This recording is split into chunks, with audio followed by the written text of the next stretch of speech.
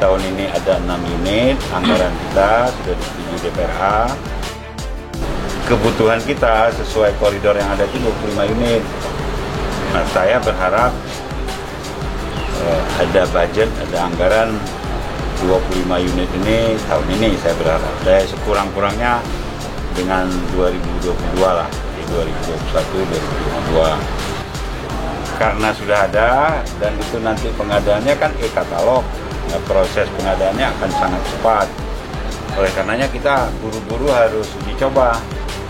Karena begitu masuk yang 6 unit, ya perkiraan kita Maret atau April, semua komponen sudah siap, kru, supir, charger, segala macam kita sudah terbiasa, dan uji coba soft launching hari ini sepertinya tidak ada masalah. Saya sudah mencoba mendrive sendiri dan mudah-mudahan realisasi anggaran cepat.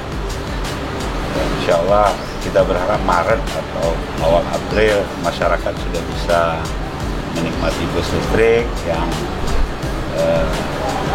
tidak ada suara, yang tidak ada noise, kemudian nyaman, dan yang terpenting green vehicle, jadi kendaraan yang ramah lingkungan, tidak ada emisi gas buang, udara bersih. Dan kita berharap semua armada Trans-Utara selambat-lambatnya 2024 itu bisa terlayani dengan green vehicle ini, bus listrik.